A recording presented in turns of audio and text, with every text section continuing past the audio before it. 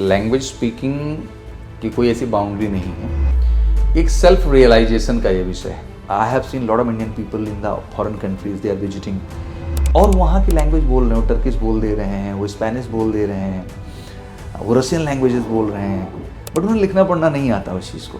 तो ये तो सच है कि लैंग्वेज बोलने में लिखने पढ़ने का बहुत बड़ा योगदान तो नहीं है। It's a game of understanding, it's a game of feeling कि हाँ दीज आर द वर्ड्स। कोशिश करें कि सीधा मूवीज़ पे जंप करने के बजाय छोटे छोटे न्यूज़ या छोटे छोटे ब्लॉग्स या छोटी छोटी चीज़ों को थोड़ा सा अगर वो कहानियाँ छोटी छोटी स्टोरीज सुने और उन कहानियों को इंग्लिश में सुनने की कोशिश करें जिनको हमने कहीं ना कहीं हिंदी में पढ़ा है, सुना है, तो मुझे लगता है that will help you more to improve yourself in comparison to English movies. हम एक ही देश में दो तरह का एजुकेशन सिस्टम बना के चलते हैं, एक बच्चों को हिंदी मीडियम में ढकेल देते हैं, एक बच्चों को इंग्लिश मीडियम में। ये दुर्भाग्यपूर्ण है। मुझे लगता है कि हर जगह इंग्लिश को कंपल्सरी कर देना चाहिए। Hello everyone, welcome to Swiss school spoken English classes. Spoken English सभी बढ़ते बच्चों के लिए एक सरदर्द है। या तो उन्हें इंग्लिश आती नहीं बोलने या वो बोलते हुए तो गलत बोलते हैं। आज इस स्पेशल वीडियो में हमारे साथ सौरभ सर हैं जो स्पोकन इंग्लिश के मेंटोर भी हैं, इवन वो खुद भी इंग्लिश क्लासेस लेते हैं। आज इस वीडियो में सर आपका सबसे पहले वेलकम। एंड मैं सर एक छोटा सा सीरीज़ लेके आया हूँ कुछ क्वेश्चंस का, जो बच्चों के क्वेश्चंस हैं, जिसमें उन्हें स्पोकन इंग्लिश बोलने से लेके और उनका कैसे बोला जाए, ये सब कुछ मैं कुछ क्वेश्चन फ्रेम करके लाया हूँ। तो सर मैं चाहता हूँ आप उन बच्चों को गाइड करें मेरे इन क्वेश्चंस के जरिए। बिल्कुल, thank you so much Abhijit sir. और मेरी पूरी कोशिश होगी कि इस सेशन के माध्यम से बच्चों को फ़ायदा मिले एंड एग्जैक्टली लैंग्वेज के प्रति जो उनके अंदर या स्पीकिंग स्किल्स को लेकर के जो उनके अंदर एक डर समाया हुआ, उस डर को हम लोग खत्म कर सकें। Okay sir. सबसे पहले सर पहली क्वेश्चन जो मेरी बेसिक क्वेश्चन है, मैं देखता हूँ होर्डिंग्स में, यूट्यूब पे हर जगह 30 दिन में इंग्लिश सीखो, 120 दिन में इंग्लिश बोलना फराटे सीखो। आइडियल टाइम क्या होता है सर एक नॉन इंग्लिश बोलने, मतलब कोई हिंदी बोलने वाला बच्चा है, इसको इंग्लिश बोलना नहीं आता, पढ़ना आता है, इंग्लिश जानता है, वो इंग्लिश बोलना कितना टाइम में सीख सकता है अच्छे से? देखिए, लैंग्वेज स्पीकिंग की कोई ऐसी बाउंड्री नहीं है। एक सेल्फ रियलाइजेशन का ये विषय है। एक बड़ा बेसिक एग्जांपल मैं आपको देता हूँ कि बचपन में एक छोटा सा बच्चा होता है और सबसे पहली बार साइकिल चलाने की उसके अंदर जिज्ञासा आती है। दूर से देखता है, फिर उसे लगता है कि यार ये जैसे कर रहा है मेरे को भी करना है। फिर उसके लिए उठता है, वो प्रयास करता है, पहले साइकिल को ऐसे लेके घुमाता है, फिर पैडल मारता है, फिर कैंची आता है, तब जाकर के वो सीट और गद्दी पे पहुँच पाता है। और एक दिन उसको अंदर से आवाज़ आती है कि अब मैं साइकिल चला लूँगा। तो वो जो फील है वो सबसे ज़्यादा इंपॉर्टेंट है। लैंग्वेज भी कुछ इसी तरह से है। Language need passion. जब तक आप में उसके प्रति पैशन नहीं होगा, जुनूनियत नहीं होगी, तब तक आप लैंग्वेज पे कमांड नहीं पाएंगे। और ये जैसा आपने कहा कि इसके लिए कोई डे ड्यूरेशन नहीं है। हाँ, एक 90 डेज़ का आइडियल प्लान जरूर रखा जाता है एक अच्छे ऑर्गेनाइजेशन के माध्यम से। जैसे स्कूल की भी हम बात करें तो हमने भी एक 90 डेज़ का आइडियल प्लान बनाया है, बेसिक, एडवांस और एक्सीलेंट लेवल का। बट मुझे लगता है कि ये सेल्फ रियलाइजेशन में बहुत इंपॉर्टेंट है। तो जब आप पैशनेट होते हैं तो किसी न किसी दिन वो अलग जग जाती है आपके अंदर कि हाँ अब now I am capable to express in English language. हो सकता है थोड़ा टूटी फूटी हो, बट धीरे धीरे धीरे धीरे आप बेटर होना शुरू हो जाते हैं। सर जरूरी क्या है, इंग्लिश पढ़ना लिखना या इंग्लिश बोलना? हर चीज़ का रोल होता है। जब आप किसी लैंग्वेज पे कमांड की बात करते हैं, I have seen lot people, they are illiterate but they are capable to speak many languages. मतलब वो लिखना नहीं जानते, पढ़ना भी नहीं जानते उस लैंग्वेज के बारे में। इवन हम सब, I have seen lot of Indian people in the foreign countries, they are visiting और वहाँ की लैंग्वेज बोल रहे हैं, वो टर्किश बोल दे रहे हैं, वो स्पेनिश बोल दे रहे हैं, वो रशियन लैंग्वेजेस बोल रहे हैं, बट उन्हें लिखना पढ़ना नहीं आता उस चीज़ को। तो ये तो सच है कि लैंग्वेज बोलने में लिखने पढ़ने का बहुत बड़ा योगदान तो नहीं है। It's a game of understanding, it's a game of feeling कि हाँ these are the words, because so many common words we are using every day for the conversation. But अगर आप एक बेहतर कमांड की बात करते हैं, एक लैंग्वेज को ओवर कमांड करने की बात करते हैं, टाइम पास की तरह नहीं देखते, तो मुझे लगता है कि राइटिंग, स्पीकिंग, लिसनिंग, हर चीज़ का महत्व है। Okay sir. एक क्वेश्चन इसी से मेरे दिमाग में आ गया है कि सर बहुत से, इवन बहुत से नहीं, मैं 80% इंडियंस की बात करूंगा जो इंग्लिश बोलते हैं लेकिन गलत बोलते हैं। Right. उन्हें ग्रामर रूल्स का नहीं पता होता है। Right. सो प्रेफरेंस क्या देंगे आप, इंग्लिश बोलना पहले ज़्यादा जरूरी है या सही इंग्लिश बोलना ज़्यादा जरूरी है? देखिए, ये समझिए कि सुधार तो एक सतत प्रक्रिया है। आप एक दिन में किसी भी चीज़ के लिए परफेक्ट नहीं हो सकते हैं। सबसे पहले और ज़रूरी चीज़ है कि आपके अंदर का हेजिटेशन हटे। हेजिटेशन आपके लिए बोलना ज़रूरी है। जब आप बोलते हैं, खुद को रिकॉर्ड करते हैं, किसी के सामने एक्सप्रेस करते हैं, क्योंकि जब आप बोलते हैं तो आप सुनते भी हैं दूसरों को, तो ऑटोमेटिक आपके अंदर वो इम्प्रूवमेंट होना शुरू हो जाता है। तो मुझे लगता है कि सबसे पहले तो बोलना जो झिझक है वो खत्म हो, फिर धीरे धीरे इम्प्रूवमेंट्स अपने आप आते हैं। आप बोलेंगे नहीं तो इम्प्रूव कैसे होंगे? ओके सर, ये तो मेरे माइंड के क्वेश्चन थे। अब मैं सर जो फ्रेम लाए हैं उससे पूछता हूँ। जी। जब इंग्लिश सीखने की बात आती है तो बहुत से जो टीचर्स होते हैं, एडुकेटर्स होते हैं, वो कहते हैं कि इंग्लिश मूवीज़ देखना शुरू करो, इंग्लिश मूवीज़ देखने से आप फ्लुएंट इंग्लिश बोलना सीखेंगे। ये क्या सच है? क्या इंग्लिश मूवीज़ देख के इंग्लिश बोलना सीखा जा सकता है? देखो, सबसे पहली बात कि बहुत कुछ आपके कोर इंटरेस्ट पे डिपेंड करता है। अगर मुझे इंग्लिश मूवी देखने की आदत नहीं तो ज़बरदस्ती मैं क्यों ही देखूंगा। दूसरी कमी कि ऑब्वियसली उनका एक्सेंट एंड प्रोनाउंसिएशन थोड़ा सा डिफरेंट होता है, और हम मूवीज़ के लिए हमारे अंदर एक अलग लेवल का पैशन होता है, तो हम बड़ा ही इमोशनली कनेक्ट होना चाहते हैं हर मूवी के साथ। बट जब लैंग्वेज के ऊपर कमांड नहीं होता तो आप कनेक्ट नहीं कर पाते हैं। तो सबसे पहली चीज़ तो ये सजेस्ट करूंगा कि सबटाइटल्स के साथ अगर ये मूवीज़ देखी जाएँ तो ऑब्वियसली आपको हेल्प करेंगी। एंड कोशिश करें कि सीधा मूवीज़ पे जंप करने के बजाय छोटे छोटे न्यूज़ या छोटे छोटे ब्लॉग्स या छोटी छोटी चीज़ों को थोड़ा सा, अगर वो कहानियाँ, छोटी छोटी स्टोरीज सुने और उन कहानियों को इंग्लिश में सुनने की कोशिश करें जिनको हमने कहीं ना कहीं हिंदी में पढ़ा है, सुना है। तो मुझे लगता है that will help you more to improve yourself in comparison to English movies. Okay. एक सर मेरे पास क्वेश्चन और है कि बहुत से बच्चे जो इंग्लिश नहीं बोलते हैं क्योंकि वो पहले हिंदी में सोचते हैं, फिर ट्रांसलेट करते हैं इंग्लिश में, फिर बोलते हैं और गलत बोलते हैं। इसके लिए सर क्या सॉल्यूशन है, क्या वो करें पहले? एक्चुअली असल में ऐसा होता नहीं है, ऐसा हम केवल सोचते हैं। जब आप कन्वर्सेशन करते हैं, बातचीत करते हैं, तो एक फ्लो होता है, और उस फ्लो में जो आपके सबकॉन्शियस माइंड में होता है वही चीज़ें आप बोल सकते हैं। कॉन्शियसली आप इतना तेज एफर्ट कर ही नहीं सकते कि हिंदी से किसी चीज़ को किसमें कन्वर्ट कर लें, इंग्लिश में।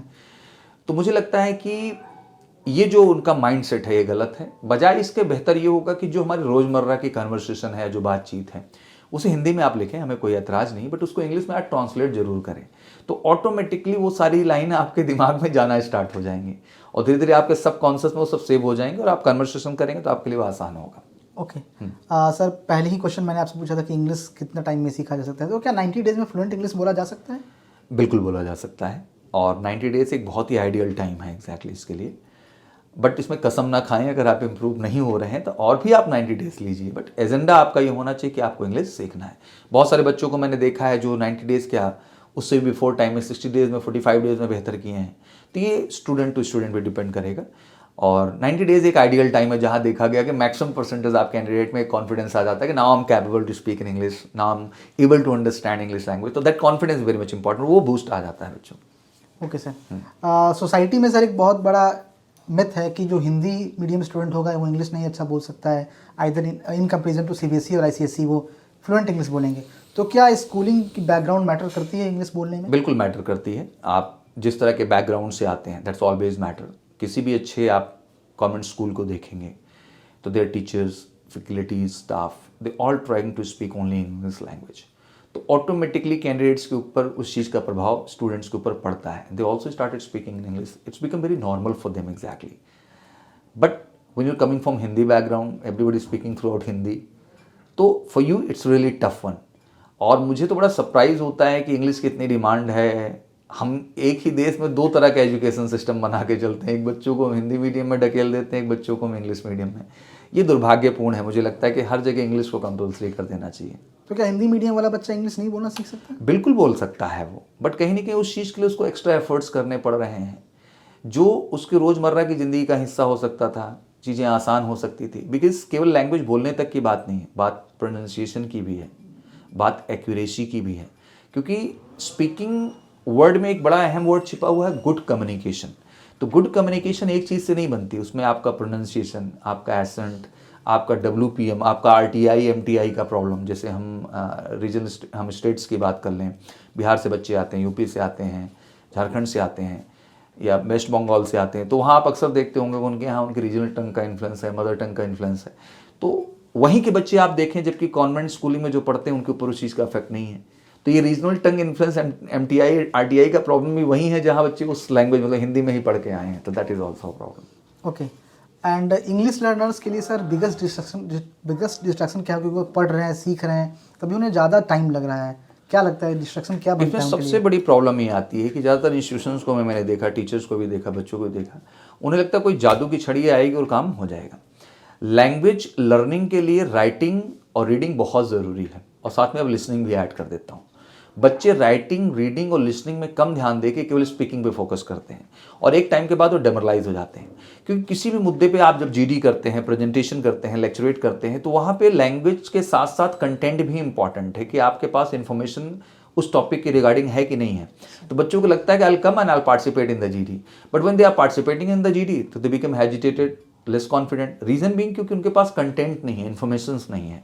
तो मुझे लगता है ये सबसे बड़ा कारण बना हुआ है कि बच्चे स्पोकन इंस्टीट्यूशन ज्वाइन तो करते हैं लेकिन एक समय के बाद वो डेमोरलाइज होकर भग जाते हैं क्योंकि वो कंटेंट पे काम उतना अच्छा नहीं करते हैं। That's why it is said content is always the king. Content is always the king. Okay sir, बहुत से जो प्रैक्टिशनर हैं जो इंग्लिश सीखते हैं, पढ़ते हैं, कुछ कहते हैं कि सुबह के टाइम में न्यूज़पेपर पढ़ो, कुछ कहते हैं शाम के टाइम में बुक्स रीडिंग करो, रात के टाइम में न्यूज़ देखो इंग्लिश में। तो एक आइडियल टाइम क्या होता है इंग्लिश सीखने वालों की जो ज़्यादा फोकस से इंग्लिश सीख सके? देखिए, मैं ये मानता हूँ कि जब आप किसी लैंग्वेज लर्निंग में इन्वॉल्व होते हैं तो रीडिंग एक बहुत अच्छी हैबिट है और उसके लिए इंग्लिश न्यूज़पेपर एक अच्छी बात है। हो सकता है थ्रू आउट आप ना पढ़ें, जो उसमें इंटरेस्टिंग सेगमेंट हो कम से कम उस पर तो ध्यान देंगे, जैसे क्रिकेट की न्यूज़ हो गई, बॉलीवुड न्यूज़ हो गई, पॉलिटिकल न्यूज़ हो गई या रीजनल न्यूज़ हो गई, जहाँ भी आपका इंटरेस्ट है। तो न्यूज़पेपर रीडिंग मैंडेटरी होना चाहिए हर इंग्लिश सीखने वाले बच्चे के लिए। और न्यूज़ चैनल्स भी बहुत अहम है, जो इंग्लिश न्यूज़ चैनल हैं। अगर आप, क्योंकि आपको सराउंडेड अपडेटेड रहना, आप सिविल की तैयारी कर रहे हैं, डिफेंस की प्रिपरेशन कर रहे हैं, कोई भी कंपटीशन आप प्रिपेयर कर रहे हैं, तो आज के टाइम में आपको अपग्रेडेड रहना बहुत ज़रूरी है। उसमें न्यूज़ एक बहुत बड़ा सोर्स है। तो अगर आप किसी कंसर्न न्यूज़ चैनल से भी जुड़ करके इंग्लिश में सेम न्यूज़ और हिंदी में सेम न्यूज़ सुनते हैं तो मुझे लगता है आपके लिए बेनिफिशियल होगा। तो आधे घंटे आप दे सकते हैं उसके लिए पेपर रीडिंग पे और आधे घंटे आप दे सकते हैं न्यूज़ लिसनिंग। ओके सर, और इंग्लिश बोलना मतलब आपके पास अच्छा खासा वोकैब होना चाहिए। हमारे वोकैब किंग शशि थरूर, जिनका वोकैब समझ में नहीं आता क्या बोलते हैं वो। एग्जैक्टली। तो सर न्यूज़पेपर्स कितना इनफ है वोकैबुलरी बिल्ड करने के लिए? सबसे ज़्यादा इंपॉर्टेंट पार्ट है।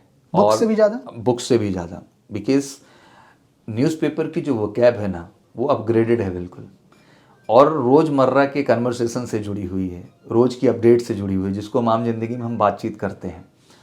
हर तरह के कंपटीशन के लिए इंपॉर्टेंट है, लेटेस्ट वोकैब वहाँ देखने को मिलती राइट है। सर। तो मुझे लगता है न्यूज़पेपर वोकैब पे अगर आपने काम कर लिया ना तो यू आर द मास्टर, फिर तो किसी चीज़ की ज़रूरत ही नहीं है। और वो वर्ड बड़े प्रैक्टिकल वर्ड हैं, क्योंकि आप अंग्रेजी बोलना भी अच्छा है और सुन के समझ भी आना चाहिए।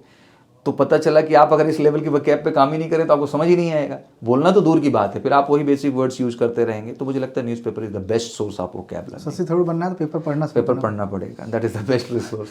ओके सर, इंग्लिश बोलने वालों में सर आइदर डिफेंस फोर्सेस की बात करूँ तो लेक्चरेट, जीडी ऐसे कुछ टास्क होते हैं जहाँ उन्हें इंग्लिश बोलना होता है, या स्कूल्स में देखें तो स्टेजेस पे उन्हें प्रेजेंटेशन देना होता है। तो एक कॉमन टर्म आता है बच्चों के माइंड में, स्टेज फियर। बहुत बच्चे स्टेज फियर के कारण आते हुए इंग्लिश भी नहीं बोल पाते हैं। राइट। तो स्टेज फियर को कैसे हैंडल करना है? देखिए, स्टेज फियर को लेकर मैं एक हमेशा बच्चों को अच्छी बात कहता हूँ कि आपको क्या लगता है कि आप एक ही बार में परफेक्ट कर ले जाएंगे, यही आपका सबसे बड़ा मिथ है। दूसरा, आपने कंटेंट पे काम नहीं किया है। बच्चे अक्सर क्या करते हैं कि मान लीजिए प्रेजेंटेशन का कोई टॉपिक है या जीडी के अंदर कोई टॉपिक है, प्रेजेंटेशन ही रख लेते हैं, सबसे ज़्यादा डर बच्चों को नहीं लगता है। तो बच्चे क्या करते हैं कि बड़े बड़े पैरा बनाते हैं और वो रटने की कोशिश करते हैं। नहीं, बजाय इसके जो उसके अंदर आप प्रेजेंटेशन में टॉपिक रख रहे हैं उस टॉपिक को ईमानदारी से समझने की कोशिश करें, क्योंकि आपके विचार, आपकी इमोशन, आपका थॉट प्रोसेस मेरे लिए बहुत मैटर करता है। लैंग्वेज तो सेकंड है, फिर आती है बात लैंग्वेज की।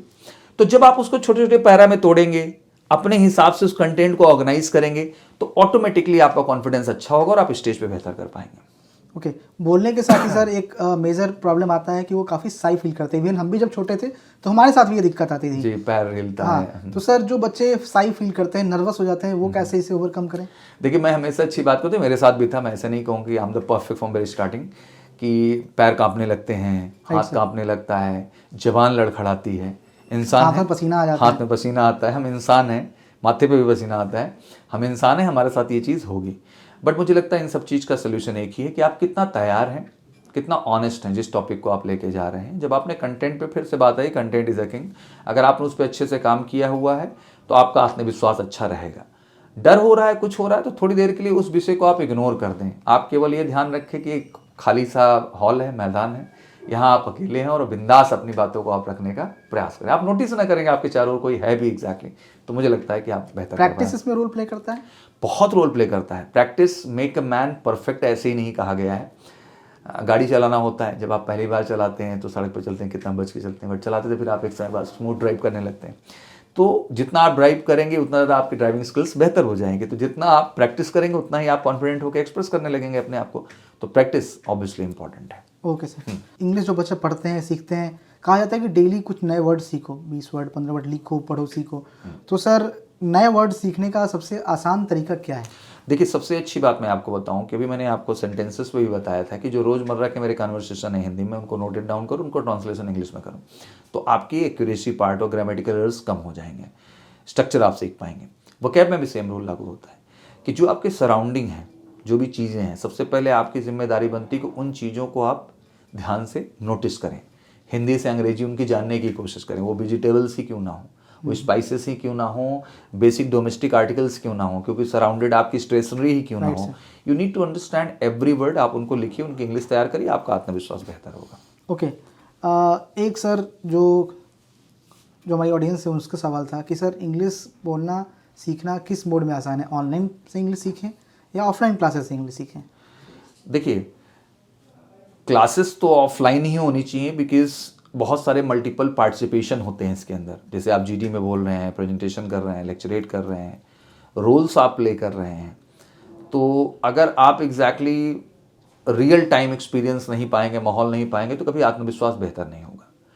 ऑनलाइन सोर्स हो सकता है अपनी आवाज़ रिकॉर्ड करने का, दूसरों को सुनने का, खुद को अपग्रेड करने का, बट एक बेहतर कॉन्फिडेंट परफॉर्मर की तरह आप आना चाहते हैं तो ऑफलाइन का कोई अल्टरनेटिव नहीं है। Okay sir. एंड बहुत से जो वर्कर्स होते हैं जो पढ़ लिख लिए, एमएनसीज में काम कर रहे हैं, अच्छी जगह काम कर रहे हैं, अच्छी डिग्रीज ले रखे हैं, बट उनके पास इंग्लिश बोलने की स्किल नहीं है जी। तो अगर हम एक पैरामीटर सेट कर लें 25 ईयर्स या 30 ईयर्स, क्या उस एज का आदमी भी इंग्लिश बोलना सीख सकता है? बिल्कुल सीख सकता है, और बस इसके लिए वो थोड़ा सा जज्बा और डेडिकेशन, जैसे न्यूज़पेपर ज़िंदगी का हिस्सा बनाना होगा, न्यूज़ लिसनिंग हिस्सा बनाना होगा, और कम से कम अपने सर्किल में 1-2 लोगों को ऐसा ज़रूर रखना होगा जो आपसे अंग्रेजी में बात करना, अंग्रेजी में सुनना पसंद करें। तो मुझे लगता है कि ऑब्वियसली आप भी खुद को बेहतर बना सकते हैं। ओके। इसी से सर एक क्वेश्चन मेरे माइंड में आ गया कि हम जब छोटे थे, घर जाते थे, तो हमारे दादाजी कहते थे कि आपस में भाई बहन सब इंग्लिश में बात करो। तो वो इंग्लिश में बात करने का जो तरीका है, वो जो प्रोसेस है, वो कितना इंपॉर्टेंट है इंग्लिश सीखने में? बहुत इंपॉर्टेंट है। मुझे लगता है कि जब आप बेसिक कन्वर्सेशन करते हैं, रोज़मर्रा की आम बातें कि what's your name, what are you doing, where are you going, what's your favourite, what's your hobby, what's your strength, which game is your favourite movie, why this actor is favourite, है तो ये basic conversation, but मुझे लगता है कि ये एक new मजबूत कर देते हैं और आप में एक आत्मविश्वास जगता है कि हाँ, इस लैंग्वेज में हम बात कर सकते हैं और समझ सकते हैं। ओके सर, मतलब तो आप कॉन्फिडेंस का एज कोई भी हो, आप इंग्लिश सीख सकते हैं। ओके। एक सर बहुत से बच्चे जो मुझसे मिलते हैं या आपसे ही मिलते होंगे, वो कहते हैं कि सर मैं इंग्लिश समझ लेता हूँ बट मैं बोल नहीं पाता हूँ। ये इशू क्यों आता है और इसे कैसे ओवरकम करें? सिंपल है, झिझक उनके अंदर बहुत ज़्यादा है, एजिटेशन, और कहीं ना कहीं दिमाग में उन्होंने बना लिया है कि मुझे इंग्लिश नहीं आती है।